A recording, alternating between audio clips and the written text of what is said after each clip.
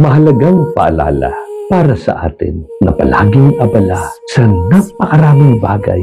Maaari kasing mawalan tayo ng focus at makalimutan kung ano ang tunay na mahalaga sa buhay. Ang pagninilay na ito sa Ebanghelyo ngayong araw ay para sa atin. Sa mabuting balita, matutunghayan ang pagtatanong ng mga Saduseyo sa Panginoon tungkol sa kalagayan ng tao sa kabilang buhay.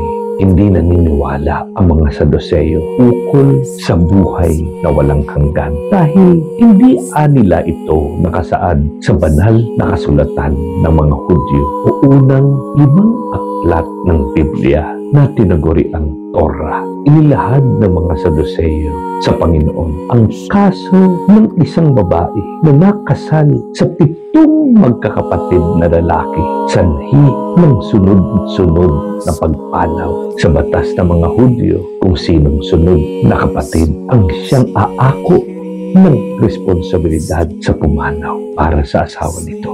Sa kwento, naiwan ang babae ng walang anak sa kanino man sa 7 magkakapatid upang subukin ang kaalaman ni Jesus sa batas. Ang tanong nila sa guro, sino po sa 7 magkakapatid ang kikilalaning asawa sa muling pagkabuhay?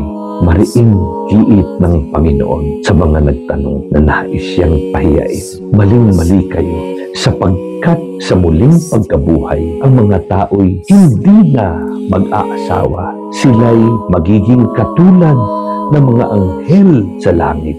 Ang tugon ni Jesus ay malinaw na patotoo ukol sa buhay na walang hanggan. Dagdag pa ni Jesus, ang Diyos ay hindi Diyos ng mga patay, kundi ng mga buhay. Lininaw ng Panginoon sa mga Saduseyo na mayroong talagang buhay na naghihintay sa kabilang dako. Gayunman, ito'y kakaiba sa kasalukuyang buhay. May pag-asang naghihintay sa mga tuwid sa langit kung saan lahat ng tao ay tatawaging pantay at anak ng kataas-taasang Diyos. Nang pumanaw at muling nabuhay ang Panginoong Jesucristo, ipinamalas niya ang tagumpay ng Diyos sa kasalanan at kamatayan. Dahil dito, hindi na dapat katakutan ang kamatayan. Dahil hindi ito ang ating katapusan. Sa tagumpay ng ating Panginoong Jesucristo, tayo ay muling mabubuhay at magkakamit ng kaligayahan sa langit. Malinaw ang posisyon ng simbahan na hindi lamang isang pagpapatuloy ang ating buhay sa mundo, ang langit. Sa kabilang buhay, iba na ang ating magiging kalagayan. Lahat ng ating atensyon sa langit ay sa Panginoong Diyos na maaaring manatili ang alaala ng nakaraan natin. Ngunit sa kabilang buhay, pag-uumapawin ng Panginoon ang ating puso ng pag-ibig at pasasalamat. Sa langit, lahat ng ating pagkukulang ay pupunuan ng Panginoon. Mag-uumapaw ang ating pagkatao sa Kanyang pagkadiyos. Mawawalang silbi na ang nakalipas sapagkat lahat ng ating kasalanan ay patawad na. Sa langit, magsasama-sama tayong muli at magkakakilala. Gayunpaman, ang focus ng lahat ay nasa Diyos lamang. Diin ng simbahan. There, we will enjoy the beatific vision with all the angels and saints. Hindi tayo magiging mga anghel sa langit at hindi rin tayo anghel para sa ating mga mahal sa buhay na naiwan.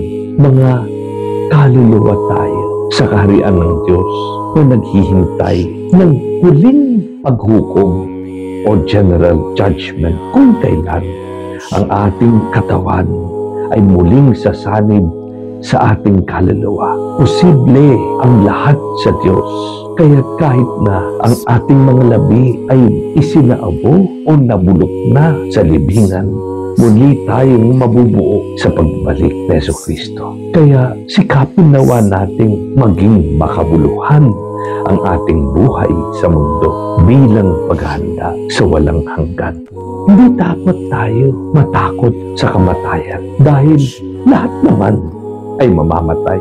Ngunit hindi ito ang ating kapalaran bilang mga mananampalataya. Hindi ito ang ating katapusan sapagkat tayo ay nakalaan sa langit na tahanan. Sa ngayon, wala tayong magagawa kundi umasa sa mga salita at pangako ng Panginoon at patuloy na magsumikap na mabuhay ng karapat-dapat at kaaya-aya sa mata ng Diyos. Sa huli, paalala ng simbahan at pabala sa tanan. In the end, our life in heaven will be according to how we have lived our lives here on earth. Sa nobena, sa ina ng laging saklolo, palagi nating hinihiling, masintahin ina, ipanalangin mo kami upang sa kamatayan maging handa kaming pumasok sa tahanan ng Ama sa langit. Aliwin ng aming pag-asa sa Panginoong muling nabuhay, inihiling na agad makinabang ang mga yumao sa pagkabuhay ni Jesucristo. Santa Maria, ipanalangin mo kami. Ipanalangin mo ang bayan ng Diyos.